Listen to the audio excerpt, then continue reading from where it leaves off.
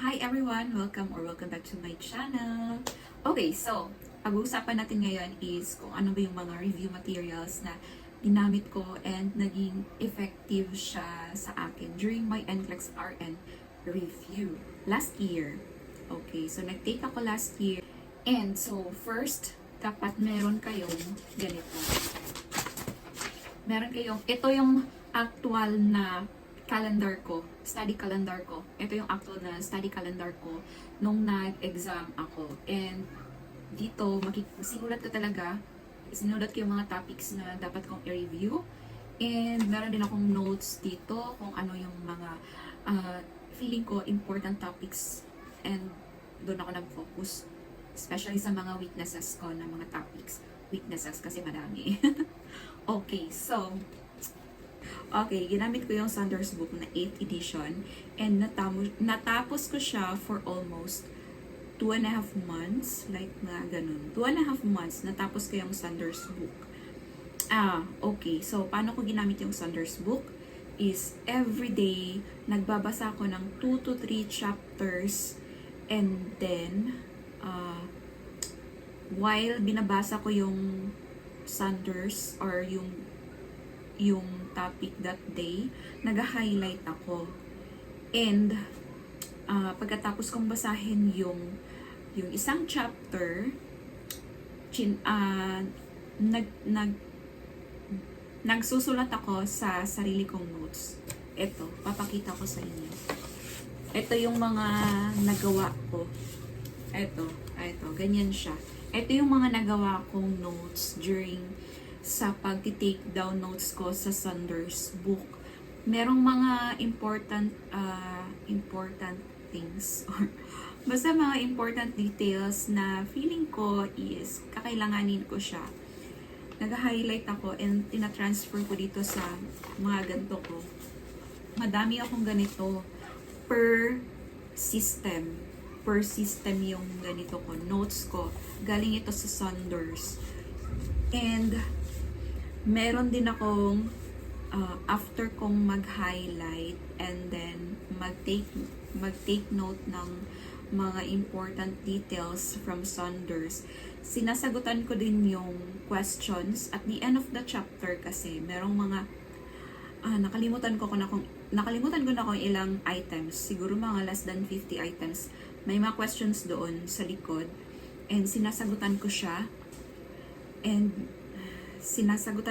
then rationalize after mong masagutan.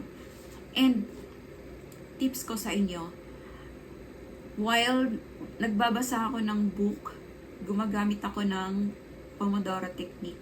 Alam niyo ba yung Pomodoro technique? Yung magbabasa ka ng like mga 30 minutes, parang ganon. 30 minutes. O depende sa iyo kung ilang minutes gusto mong kaya mong magbasa ng walang interruptions. Like, for example, magbabasa ako ng 1 hour. Magbabasa ako ng topic for 1 hour and then after that, may rest siya like mga 10 minutes. Basta i-check nyo na lang sa YouTube yung Pomodoro technique. Madami naman doon. Makakapili kayo kung ilang minutes kayo prefer nyo, kung ilang minutes kayo na magbabasa kayo sa book and ilang minutes ang break na gusto nyo. Okay, so yun ang ginagawa ko para kasi pag nag-Pomodoro technique ako, mas kong magbasa, mas na inganyo ko na magbasa. Hindi siya nakakaantok. Hindi siya nakakaantok pag may Pomodoro technique. Kasi may timer siya. May timer and may break din siya. Okay? Para pahinga din yung mga brain cells natin. And then, kasi may notes ako dito. Sinulat ko talaga kung ano yung mga ginamit kong mga resources para wala akong makalimutan. Okay, next is yung La Charity book. Okay? Yung La Charity, 4th edition yung ginamit ko. Itong si La Charity is puro lang siya questions. Ano siya? Para siyang Q-Banks na more on delegation and prioritization. Kung alam niyo yung questions about delegation and prioritization, importante yun sa NCLEX kasi madaming questions about ganon, delegation and prioritizations. Importante yun. And may mga case study siya, yung La Charity, may mga case study siya. And so, ang tip ko sa inyo sa La Charity book is basahin niyo yung rationale. Mag-answer kayo like 50 questions every day ng La Charity and then mag-rationalize kayo. Every after nyo talagang magsagot ng questions, make sure na i-rationalize nyo talaga kasi mas maganda yun, mariretain and maiintindihan, tas hindi natin malilimutan yun hanggang sa pag-exam natin. Ganon. Okay, so kung gusto niyo kung gusto niyo ng Sanders PDF file, okay, advertise ko na yung Shopee shop ko, available siya doon sa shop ko. Sa Shopee, ilalagay ko yung link sa description box. Very affordable price lang, kayang-kaya nyo. Kung gusto nyo ng PDF file, well, kung gusto niyo naman ng books, madami din namang nagbibenta online ng books. Nasa sa inyo naman din yun kung ano yung preferred nyo. Okay lang ba sa inyo yung book or okay ba sa inyo yung PDF file? Okay? Ay, pasensya na ang init talaga ngayon sa Pilipinas. My gosh. Okay, next resources na ginamit ko is yung Simple Nursing. Itong si Mike, si Nurse Mike ba yung name niya? Nanonood ako ng videos niya.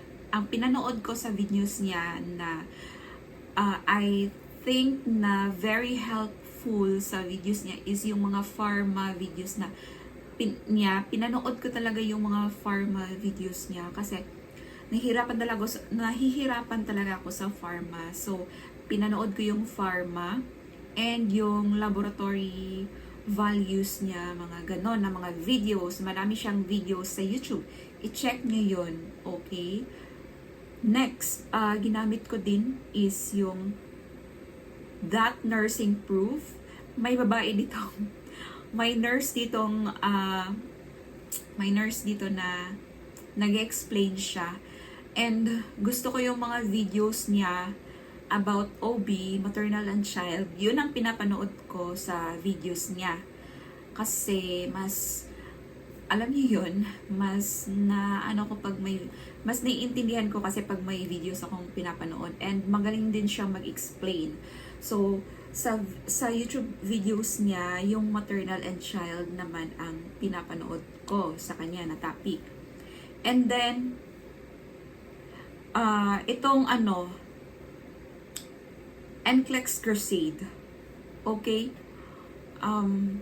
May doon, may nurse din doon na nagle-lecture about prioritization and magaling din siya. Pinanood ko din yung mga videos niya about prioritization. I-check nyo yung YouTube channel niya. Magaling din siyang mag-discuss. Okay? And for the Q-Banks, ang ginamit ko is UWorld and Archer. Okay, unahin natin tong Archer kasi dito talaga ako nag-subscribe sa Archer. Bale, 2 times akong nag-subscribe sa Archer kasi 1 month lang yung 1 month lang yung subscription ko and then na-expire na siya and nag-subscribe ako ulit. So, bali, natapos ko yung Archer twice. Yung questions ng Archer is nasa mga 2,700 questions and yes, nasagutan ko lahat ng questions. Nabalikan ko siyang sagutan twice ko siyang natapos. Dito naman sa Archer, okay, ito yung technique ko naman sa Archer. Like, for example, ginamit ko yung Archer like 2 months before your exam, dapat nagpa-practice ka ng mag-Q-Banks, mag-answer ng mga questions. Okay? So, pag natapos mo na yung content, Next naman na gagawin mo is yung Q-Banks naman para ma-practice ka na magsagot ng questions. Like, everyday ka magsagot ng questions. I mean, Monday to Friday, ganon. So, ganon ang ginagawa ko. Monday to Friday, nagsasagot ako ng Archer. Yung malapit na yung exam mo, may mga 2 months na lang akong natitira before my exam. So, ang focus ko na talaga is Q-Banks. So, ang ginamit ko is yung Archer. Nag-subscribe ako sa Archer talaga. Nakalimutan ko na yung price, pero ilalagay ko na lang dito yung price sa Archer. And ang ginawa ko, technique ko dito si Archer is like, kunyari, magsasagot ako ng Archer, and then sa morning, magsasagot ako ng mga 75 questions, mga ganon, 75 or 85 questions, and then sa afternoon naman is mag-rationalize ako. And dapat, pag nagra-rationalize kayo, i-take note nyo, ako, ang ginawa ko, kasi nga, pagod na ako eh. Pagod ako sa Saunders kasi ang dami ko talagang ginawang notes sa Saunders. Kasi yung book is makapal. And madami akong notes na naisulat and napagod ako. Napagod ako. So, pagdating ko sa Archer is pagod na akong mag-take note. So, ang ginawa ko is meron akong ganito. Itong ganito is intended lang to sa rationalize mga rationale ko sa Archer. Okay? So, ayan. Per subject yan. May mga subject yan siya. Para, pag kunyari, gusto kong hanapin ko yung anong subject. Like, for example, pharma. O, hindi to na yung pharma. And, meron akong printer, yung portable printer. Like, wala dito eh. May portable printer ako and doon ako nagpe-print ng mga rationale sa Archer kasi nga pagod na akong magsulat. And then, ganito siya. Like ito. Dito to sa pharma. Ito yung pharma ko. And dito siya. Ayan. Madami akong madami ako na isulat. Like ganyan siya. Ayan. Oh. Ito yung ano ko. Pharma ko. And natutuwa kasi ako. Kasi ang cute niya. And madali siyang hanapin. Kunyari, gastro, ayan, andito na. May mga na siya, nakasulat na mga subjects dyan. So, ang ginagawa ko is, ayan, before ako matulog sa gabi, binabasa ko muna. Per system tayo dito para hindi tayo malito. Like ito, gastro. Okay, gastro. Babasahin ko muna yung mga gastro. Ayan. Before ako matulog, ayan, binabasa ko lang yung mga rationale na ano ko, na-tackle ko sa morning. And, ayan. Binabasa ko lang. Ganyan lang. And, ayan, everyday binabasa ko lang yung mga rationale dito before ako matulog kasi yun na lang yung time ko eh. Yun na lang yung time ko para mag-review ng rationale. Okay. So, ganun ang ginagawa ko for Archer. Sa Archer ito galing. And then, sa UWorld naman, separate note ng UWorld. Hindi ako nag-subscribe sa UWorld kasi ang mahal, medyo pricey ang UWorld, kaya hindi ako nag-subscribe sa UWorld. Pero meron akong PDF file ng UWorld. Tinitingnan ko lang doon. Nagbabasa lang ako, like ganyan. Like, ganon din. Nag-answer ako and then nag-rationalize, ganon. So, ganon. Yung Q-Banks ko is yung Archer talaga, yung nag-subscribe ako sa Archer, and then UWorld, may PDF file ako. And then yung Saunders book, may ano din ako doon, may account din ako sa Saunders book, and nag-answer din ako ng mga questions doon. And, La Charity, ayun. Yun ang ginamit ko for my Q-Banks. And then, meron pa pala akong ginawa. Meron akong Pader Notes. Yung tawag ko doon is Pader Notes. Ano yung Pader Notes? Like, for example, ganito. May mga notes ako from Saunders. May mga notes talaga ako na may mga mnemonics ako na ginawa ko talaga personally, and then nilagay ko siya, nakalagay lang siya doon sa pader. Yun ang most especially yung mga love values, kasi mahirap siya i-memorize, like love values, normal VS ng adult, and especially newborn and child. Mahirap sila i-memorize. And yung mga drug toxicity level ng mga gamot. So, meron akong pader notes ng mga ganon. At yung mga mnemonics na ginawa ko personally, andun sa pader ko talaga. Ang ginagawa ko is, ayun, every morning ko siyang binabasa. Yung mga notes ko sa pader, every day ko siyang binabasa every morning. Before ako mag-start ng mag-review.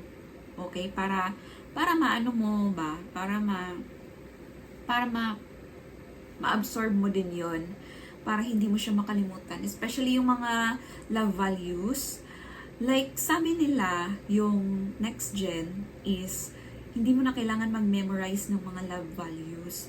Pero wala namang mawawala kung i-memorize natin, di ba? Kasi hindi naman natin alam kung ano ang lalabas sa ating exam. So, much better na handa tayo para hindi tayo ma-stress during exam.